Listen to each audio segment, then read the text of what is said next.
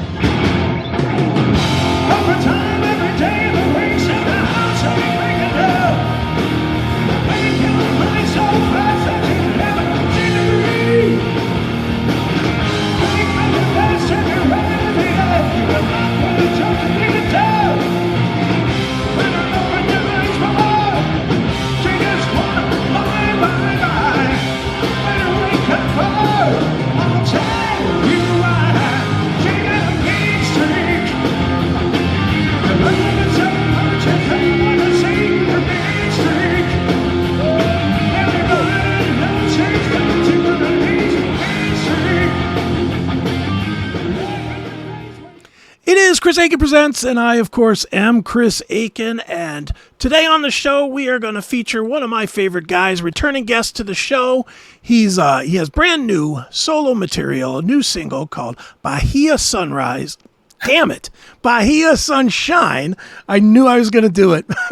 He has brand new He has brand new material called Bahia Sunshine, and here to talk all about it, and of course, I'm sure we'll mention his other band, Y&T, as well. It is the one and only Aaron Leigh. Aaron, how are you, man? I'm doing great, Chris. Great to see you, and thank you for having me back on, man. It's been a while.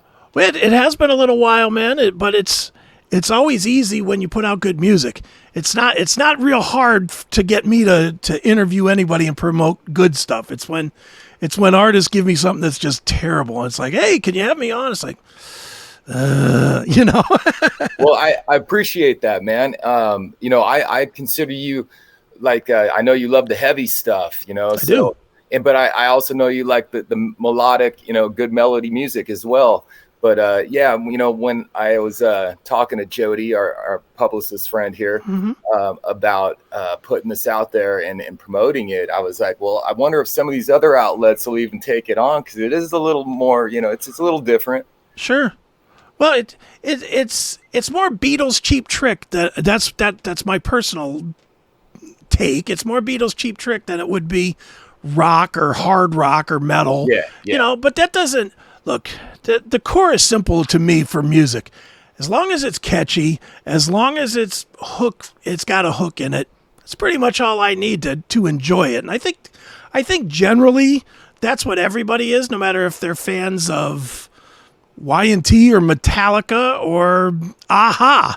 It's if you meet in the middle with some consistent songwriting and a good hook and something that you walk away from 3-4 minutes later going, yeah, I feel a little bit better than I did 3-4 minutes ago. That's all you need, right? Oh yeah, absolutely. I'm a sucker for a hook, man. I'm a sucker for a good pop song, I mean, not that this is a pop song, but it definitely, it's not hard rock. That's for sure. Right. It's a little different from my previous singles, but still it aligns with my sound, I guess, with whatever's coming out, so I'll roll with it, man. Right on, man. Well, I'm going to be honest. I have no idea what a Bahia Sunshine is. I have no idea what that is. And I didn't peek at the bio too much to figure that out. I figured you would tell me. So why don't we start there? Tell me what that means and what it meant to you to write about it. Well, this particular song goes back to the mid '90s when I actually demoed this.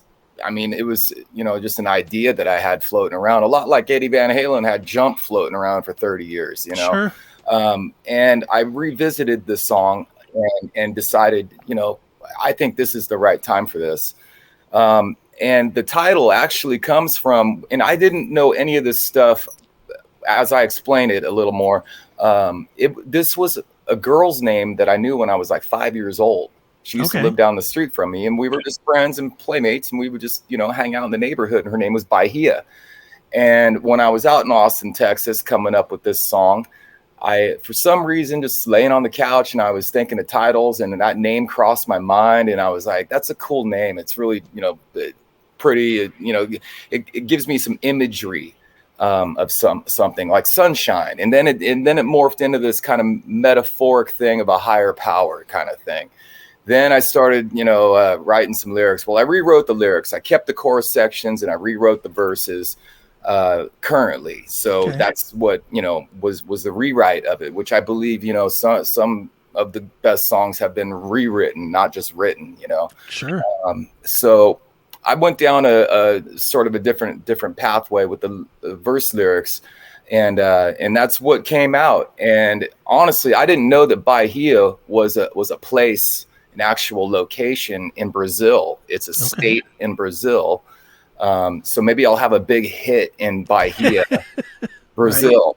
And then also I discovered through another interview that the guy said it's a faith, some sort of, it's called the Bahia faith, which I have to look up and get into. So actually this is, I'm learning even from my own title of the song now, of what this could, how people see it. And another thing that I learned was it was translated into, it means bay. So Bahia Sunshine. But I started with it as this just a title from a young time of my life of this girl's name. That's where it came from.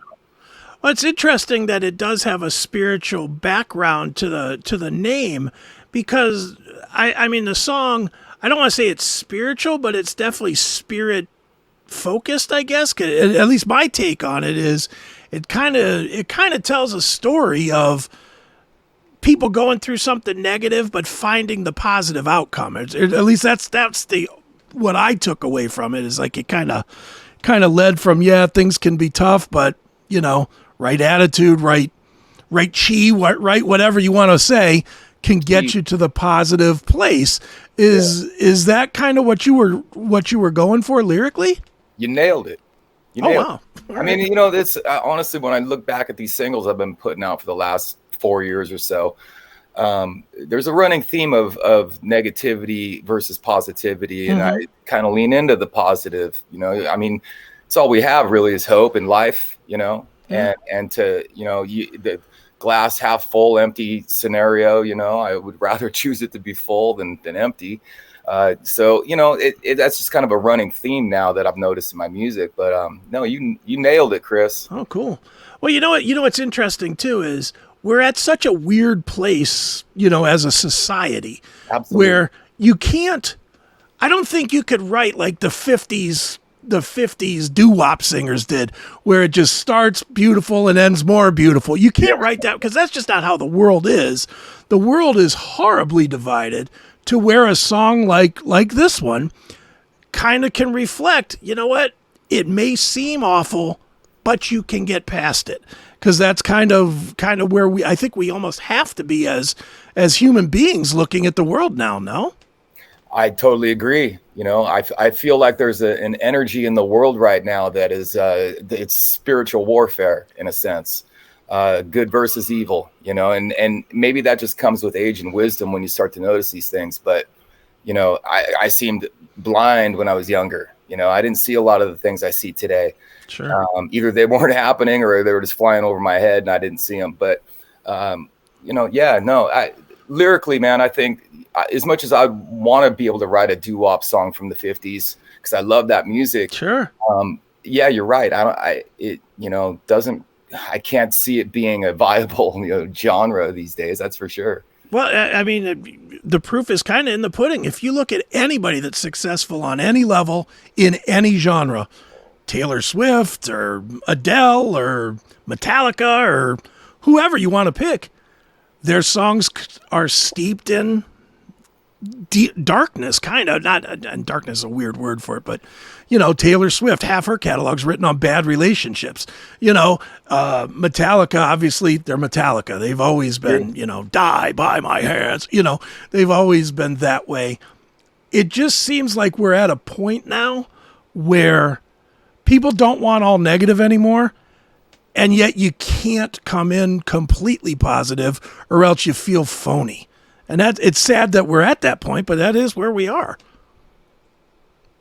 I totally agree. It's being authentic to yourself, really. At least in my music, I'm just trying to be as authentic as what my being is. It's, and basically, there's no expectations with putting music out these days. It's Sure. just, I love to do it. I find when I have time to do it, that's when I get busy and start, I've said this before, it's like having your antenna up and receiving the message. And if you're getting it, man, get it quick, because it'll go away. Right.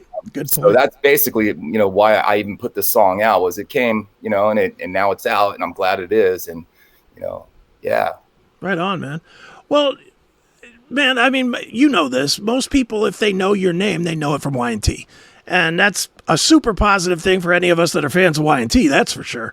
So with that said, you have not put out a single yet that sounds like it should have been for Y&T, which I'm assuming is on purpose, that you steer away from that so that you don't get lumped into, since the bulk of what you're known for is already that, it would really limit you if you started releasing, Mean Street 2 or Summertime Girls 2 or whatever, Yeah.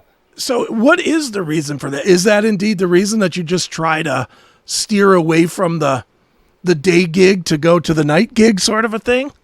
Well, no, honestly, it's just what comes out. I mean, Okay. Of course, I can write heavier, let's say riff rock stuff, Sure. guitar driven, heavy stuff. And, maybe it's, and you and I had this conversation before about why isn't there any new Y&T music? Well, I'm still holding out for possibilities of new Y&T music, and these riffs that I do have sitting around, I could make into solo tracks, but I actually am saving them for when we get into the room, and I don't want to just kind of, not say waste them on myself, but I think that they would fit better in that realm. I mean, probably, the closest thing to a hard rock song that I've written is Live for Today, which was I think it's one of the last singles I had put out in 21. But so, I mean, it's definitely in me to be able to write that stuff, but it's not any intention to try to steer clear or any of that, Right on. Well, man, I know I mentioned it when in the intro. I hear a lot of Beatles. I hear a lot of Cheap Trick. Maybe some Bowie influence in there as well. I mean, all the classic 70s artists that were not bubblegum, I guess. I don't know how else to put it other than that. Yeah. 70s-ish influence that from bands that had staying power. I hear that in your music. What influence did those bands, or do those bands continue to have in you, not only as a writer, but in the focus that you have towards staying in that lane as a solo artist? Well, let's just face it, man. That's some of the best music ever written. And I believe that we're lucky to be alive to experience that music at that time. I had parents that would play, Zeppelin, Boston, old Fleetwood Mac, Santana, Skinner. I mean, you name it, man. And my parents were playing this stuff in the house. So it was ingrained in me at a young age anyway. So, and that's usually how it happens with people, they're turned on from their parents, and then they take it with them, but of course you discover your own way, and then with getting into Kiss when I was 10 years old, and, and Iron Maiden in my teens, and Rush, and all the classic stuff, man. So it's just ingrained in me, along with Y&T, same thing, Sure.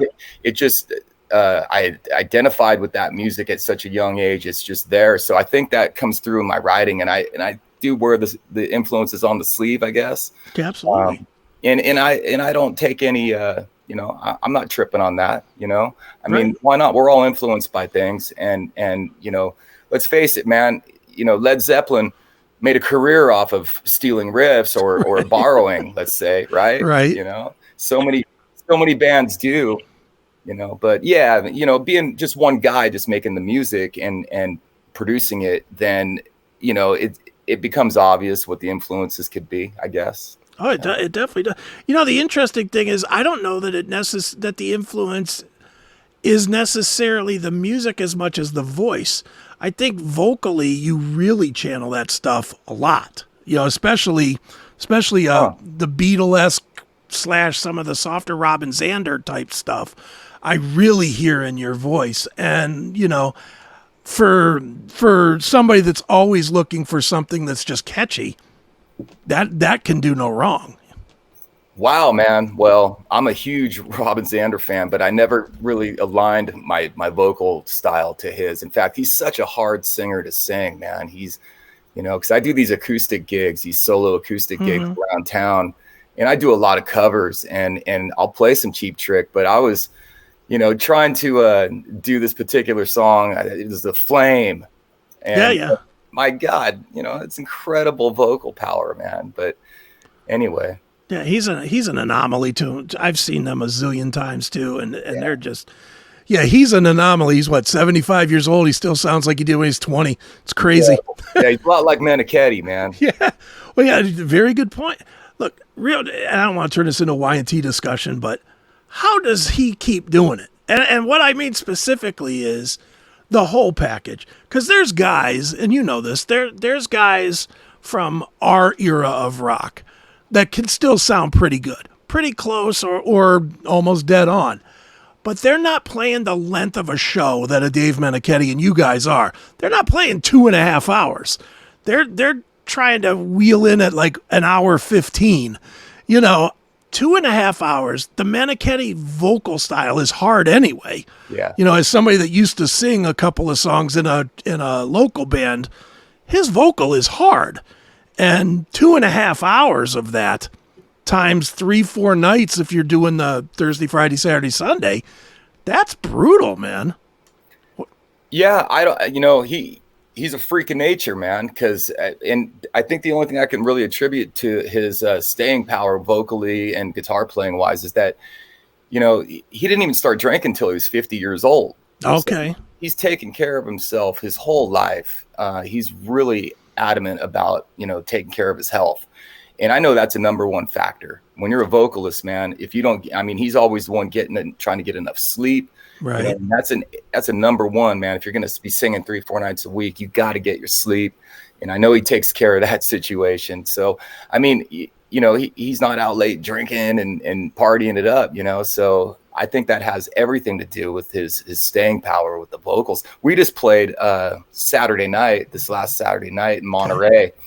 And, I find myself sometimes I'll look over, man, and I'll just be watching him and just the intensity coming off, man, with this, just the way he's playing his guitar. And then he'll just get on the mic. It's like, yeah, where's this coming from, man? Where's this energy coming from? Because I'm already kind of fatigued. I'm kind of going, hey, man, let's wrap it up. No, I'm just kidding. But, there's times like that where you go, man, this guy's incredible, at this age, and he hasn't lost a thing. Nah. I know for me, I saw the band. The first time I saw the band was in '85 on the Motley tour. They were opening for Motley, and it was the Summertime Girls. And he sounded like he does today, which is, I've seen him as recently as, I think it was like 4 or 5 years ago when you guys were here that I saw you guys, maybe. Yeah, maybe what state was that? Ohio. Yeah, by Cleveland, but it wasn't Cleveland. It was like an outskirt of Cleveland somewhere, but it wasn't that long ago. Was it the Tangier? No, it wasn't a Tangier. I forget where it was, but anyway, it doesn't matter where it was. All I'm saying is that he still sounded the same as he did in '85. Yeah, and that's insane. Yeah, it's a great thing, man. And as long as I just hope this continues as long as it can. Just Y&T, that is, just for the fact that the band sounds so great right now. Sure. We play great together, and Dave, being the sole original member and delivering the goods, man. He's not phoning this stuff in. He's truly, it's his passion and love, man. So come out to a show, everybody. Absolutely. Well, speaking of coming out to shows, I was meaning to ask you, I think you answered it by saying that you do some solo acoustic gigs, but do you have a solo band or any thoughts of putting together a solo band to take, now that you're starting to accumulate a few songs, to take out and play?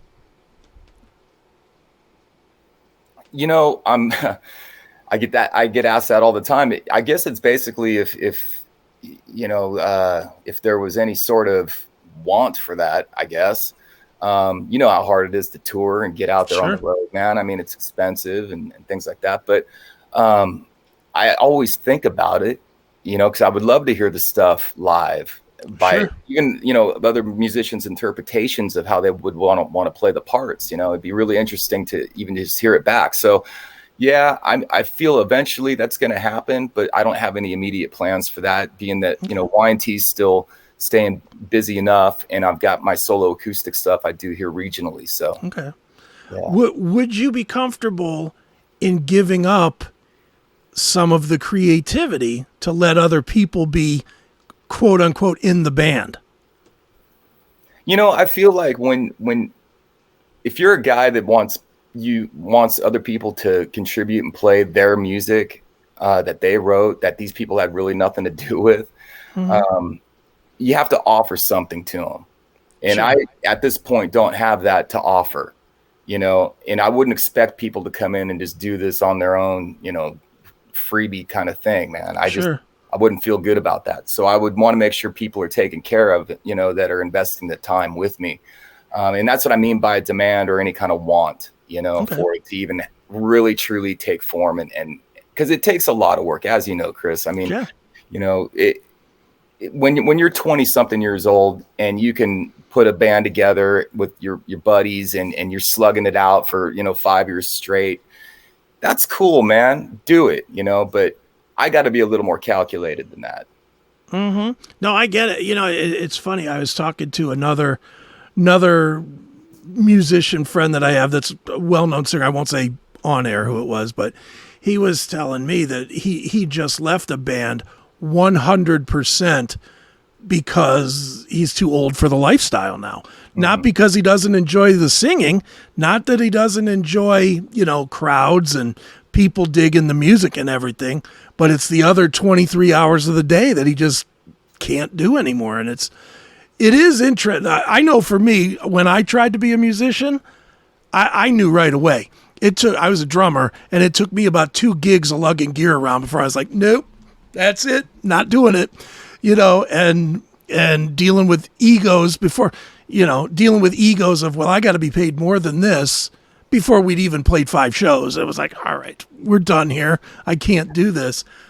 I don't know how guys that get later in life, where life has taught you lessons, how you guys still can slug it out, the way that you do. It's a gift I don't have, sir.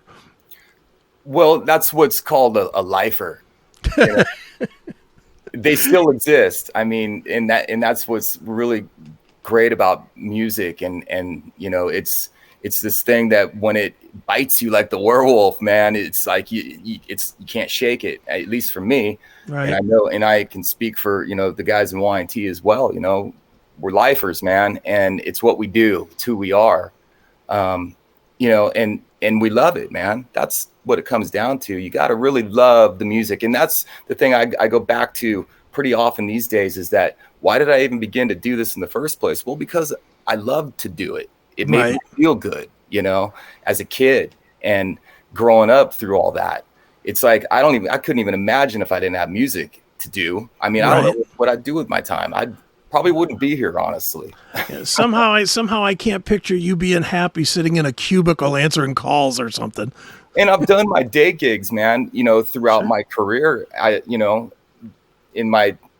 All through my adult life, man. I had other jobs that I had to tend to, and like any working musician, I've been very fortunate in the last, let's say, 10 years to not have to worry about that, but hey, man, as you go up, you come down, and you just got to be humble, stay grounded, because, things come to an end, man, and changes are going to take place. So again, you got to do it for the love. Right. I hear you, man.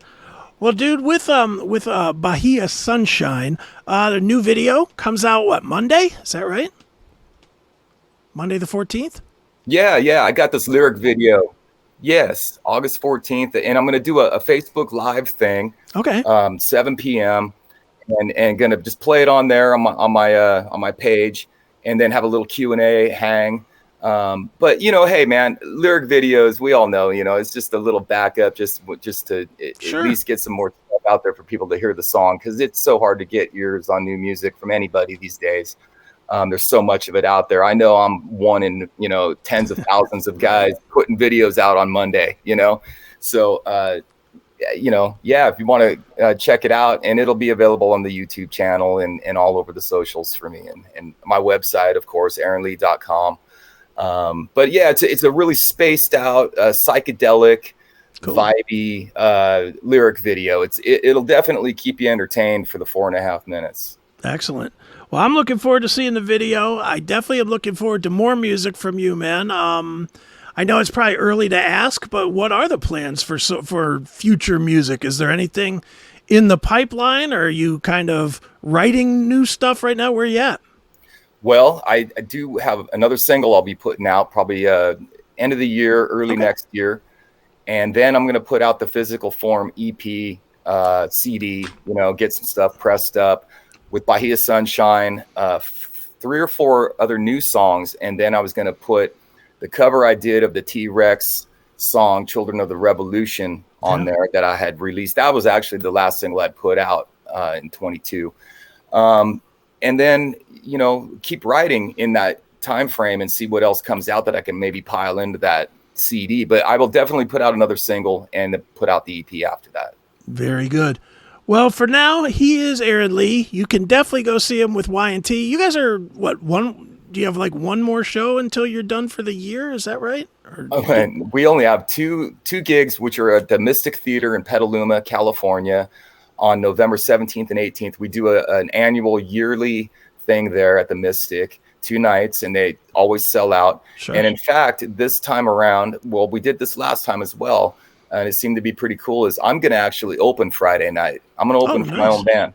I'm going to open for myself. And then John Nyman, our other guitar player in Y&T, he's going to open the next night. And that should be fun. And then we are done for the year, for this year. But starting in 24, it is the 50th anniversary of Y&T, believe it or not. And we will be out on the Monsters of Rock cruise this year. Nice. We will be doing, just got announced yesterday, we will be doing 2 shows in Tokyo, Japan. Oh, great. And that has been a good 4 years since we've been out there. Okay. So that should be great. And then a full UK Europe run at the end of the year. And then along with all the regional stuff that we do, right, closer to home throughout the year. So 24 is going to be big for Y&T. It's the 50th anniversary. Dude, I don't even like hearing that. I hate to say it. Because I remember when the band was so young. I mean, I do not remember the band in the 70s. I will say that. I'm 54, but I was same age. I was on board with Y&T, Black Tiger-ish. What years? That's like 81 or 2, isn't it? 82. Yeah, I mean, I'm like, oh my God, am I really this old? Yeah, we are, man. But you know what? We're still here doing what we love, right? That's right. That's exactly it, man. Well, dude, I'm glad you're still doing what you love. The new single is great. Bahia Sunshine is the single. I want to make sure I say it right, not Sunrise.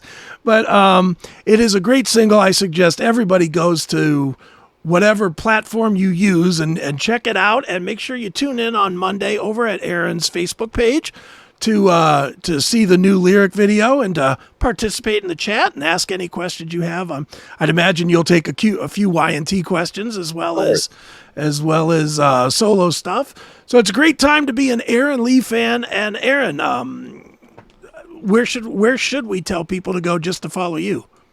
You can go directly to AaronLeigh.com. It's got all my social links there. It has all the music there. It has everything there. So AaronLeigh.com. Very good. And one more time, Bahia Sunshine. It is Aaron Leigh. And Aaron, thanks so much for joining me here on CHRIS Akin Presents. Thanks, Chris. Great to be here. Just roll with it, take a hit, yeah. Let's get